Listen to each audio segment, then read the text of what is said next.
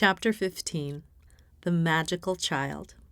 In this section of the FIS, the focus will be on the ACA getting in touch with his or her magical child. The magical child is that part of the ACA that is pure and innocent, the child that was untouched by the external experience of growing up in an alcoholic family. No matter how terrible the experience, from repeated sexual abuse and beatings to the cold, icy family that never touched each other in kindness or affection, there is a part of the human psyche that remains untouched. This untouched part of the psyche is full of the unconditional love that only a child can have. It is this part that is the magical child. This child within, this magical child, longs to be released so that he or she can love, play, and enjoy the spontaneous experiences of life. Every person has a magical child who lives within, deep down somewhere near his or her heart. The ACA is no exception. The ACA, however, has been forced to bury that magical child deeper than most other people. The environment of the alcoholic family does not lend itself to having a fun-filled, loving childhood. A child in an alcoholic family must learn to survive and to protect him or herself. This is a full-time job, and most ACAs have a sense of having never been a child or of having lost their childhood. The process of getting in touch with the magical child is simple. The child is longing for release. All it needs is encouragement and a pathway to express itself. Although the methods of releasing this child are simple, for most ACAs, it is not an easy task. They have, for the most part, had years of practice repressing this child because it was not safe to allow the child to be expressed. This child must be expressed, and one of the primary pathways is by expression through the injured child. Every ACA also has an injured child who lives within. This injured child is the child who lived through the disaster of the alcoholic family and was not allowed to express his or her hurt, loss, anger, rage, guilt, fear, and shame. This injured child must find expression. It must be allowed to release the pent-up emotions that have been repressed for years. It must be allowed to cry and to rage. Paradoxically, it is through the expression of the pain and fear of the injured child that the joy and love of the magical child can be experienced. The healing of the injured child releases the magical child. This healing process is on the one hand painful and on the other hand touching and joyful. The injured child needs the nurturing and love that he or she was denied. As the child within is healed, the adult is also healed. As the child within is loved and nurtured, loves unconditionally and nurtures the adult. As the injured child is healed, a transformation takes place. The injured is transformed into the magical, and in the world of magic, anything can happen. The adult becomes healed and acquires those magical qualities of self-acceptance and love, and of spontaneity and laughter. The process begins by the ACA becoming aware of the child within and getting in contact with that child. To do this requires some preparation and work. Although many ACAs have few memories of their childhood, that is not a barrier to getting in touch with the inner child. Everyone can contact his or her inner child, regardless of memory loss. One of the most effective ways of contacting this child is by writing a letter to him or her.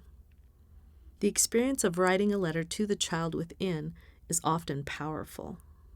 In order to set a conducive atmosphere for the letter writing, get a photograph of yourself as a young child and carry it around for approximately 1 week. Every so often, take out the photo and look at it. Imagine what was going on in your life at that time, at the time the photograph was taken.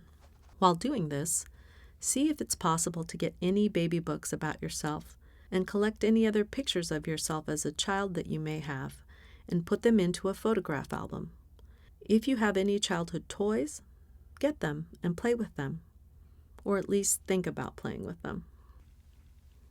As you are doing the above, go back to the personal history section and look at your early childhood milestones.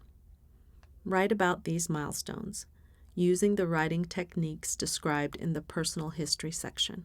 If you don't have any photographs of yourself at a young age, don't despair. Just writing about your early childhood milestones is enough to set the stage for you to contact your magical child. After you have done the preparation, find some time alone and sit down with your pictures and your written milestones and take a few minutes to reflect upon your childhood. Look at the pictures and read your milestones. And remember, if you don't have them, it's totally okay. Then take a blank piece of paper, date it, and write a letter to your inner child. Below is a letter an ACA wrote to his injured child. Dear injured child, I love you. I love you, my little friend. No one meant to hurt you so deeply and keep you from feeling love. I want to comfort you and take care of you. I will not abandon you because you are dearly loved. Please help me to hear you and to listen to what you are saying. We can work together toward finding God within so that we don't have to be injured again. It is okay to talk to me about how you feel. All the anger, jealousy, hurt feelings, envy, possessiveness, and fear do not have to be hidden anymore. It's human to feel those feelings and then move on to feel other feelings. You don't have to hide them anymore. And you don't have to trade off by trying to be something you are not. You can just be yourself and feel good about it.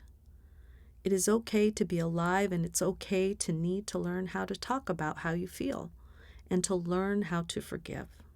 We can learn to trust each other by spending time together and learning to listen. I want also to apologize to you for not trying to listen harder. I want also to apologize for not knowing how to take care of you and always looking outside of us to find the answers.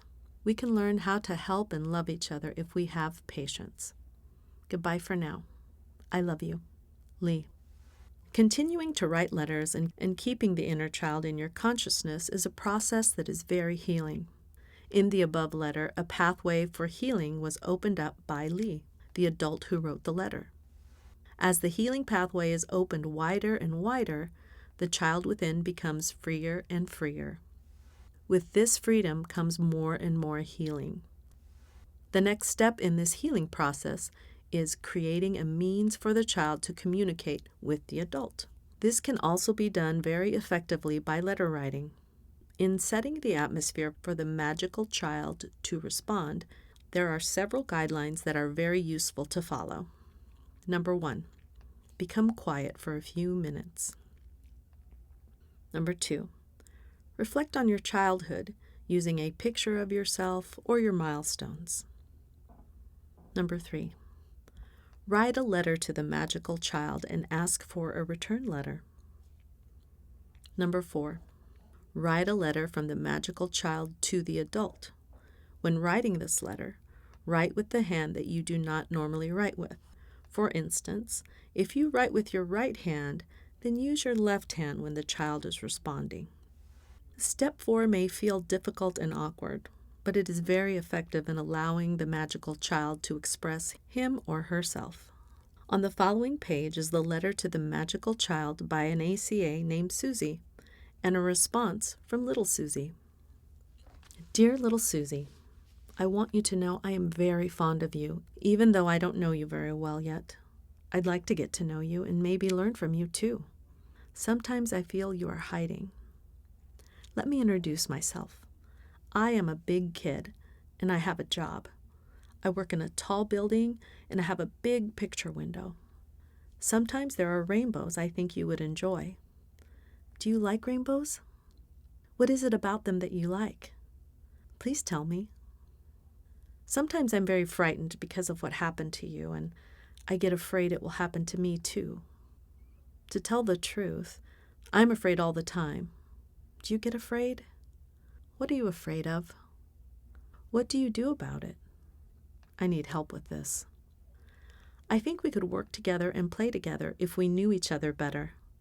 I have some very nice friends I would like you to meet. Please write back and tell me what you would like to do the most. What do you think we could really have fun doing? I don't really know about fun or about playing, but I know you do. With my love and best wishes, Susie. Dear Susie, I got your letter and it was nice.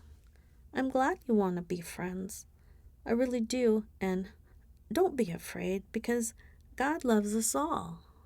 We can play together anytime. My mom says yes, and that's you. Love, Susie. As you can see from Susie's letters, the result of using the letter writing technique can be both surprising and healing. Notice in the letter from little Susie to the adult Susie, not only that the penmanship looks childlike, but also the way the letter is written. The letter, if read aloud, sounds as if a child had written it, which is, of course, true. After opening up the communication between Susie the adult and Susie the child, a tremendous amount of healing took place. Susie became much more playful and humorous. Life had a lot more laughter than before. As a matter of fact, Susie had a hard time taking anything seriously for quite some time. She would just bubble over with laughter. Another effective way to open up communication with the magical child is through dialoguing. Dialoguing with the magical child is very similar to dialoguing with the body. The same technique is used, but the focus is different. When we are dialoguing with the magical child, information and feelings often occur that are quite unexpected. Below is the way to set up the dialoguing process. Number 1, meditation. Take a few deep breaths and relax. Number 2, focusing statement. Write a statement that reflects the relationship that you currently have with your magical child. Number 3, milestones. List the milestones of your magical child's life. Number 4, dialoguing. Write a dialogue with your magical child as if you were writing a script. Although I feel that it is important to follow all of the above steps, many times the people to whom I teach these techniques take shortcuts. After they have used the system enough and have a feel for it, they sometimes leave off steps in the process. Although I don't encourage this, I have found that people who use this system creatively often come up with ideas that really work for them. Below is a dialogue between an ACA named Steve and his 10-year-old self. You will notice that the milestones are missing. Steve at 10 years old. As I consider you, I'm aware that you may have information or feelings that you would like to share. Steve. Hello, little Steve. Little Steve. Hello. Steve. You were so sad in the dream I had. Would you like to tell me about it? Little Steve. I'm real sad that Dad is gone. I really counted on him to be there. We had some good times together, but those days are all gone. Steve. Did you really expect him to always be there? Little Steve. Yeah. It could have gotten better as more time passed. Steve. So what happened? Little Steve. He got weird. I remember being afraid of him and being afraid of visiting him. Steve. It's confusing because my memories are of the fear and confusion and my dreams are sad. Little Steve. I wish I could feel sad. Steve. Maybe you need to get mad first. He left me. Little Steve. When? Steve. When he left the house after the divorce, dummy. Little Steve. But he came back to get you. Steve. He came back for Greg, my brother. Little Steve. Who did you really want to go with? Steve. You sound like a damn adult. Why does everybody figure it has to be one way or the other? Little Steve. I just wanted it to be okay. I didn't want to make a decision. I'm afraid I made the wrong one. I couldn't tell Mom, no, I don't want to stay with you. I always had to tell her what she wanted to hear. Always. Steve. But you say the same things about Dad. Little Steve. Now you get the idea. I'm stuck. I'd like to tell them both to quit bothering me about this stuff. Why don't you? Steve. I think I will. Thanks for talking to me, Little Steve. Bye for now. Little Steve. Okay, bye-bye. From the above dialogue, Steve was able to tell his parents to quit bothering him and to stop forcing him to make choices that he did not want to make. He was also able to release the guilt that he had about staying with his mother and not going with his father. It became clear that he was guiltless at 10 years old, and that many things were not either or, but that there were many different choices that could be made without feeling guilty. From the magical child, much information can be learned, and many repressed feelings can be released. Using this section of the FIS can be a wonderful, freeing experience. I encourage you to be creative with this section. If you release your magical child, your creativity will know no bounds, and you will be able to use these procedures in ways that will both benefit and amaze you. Good luck.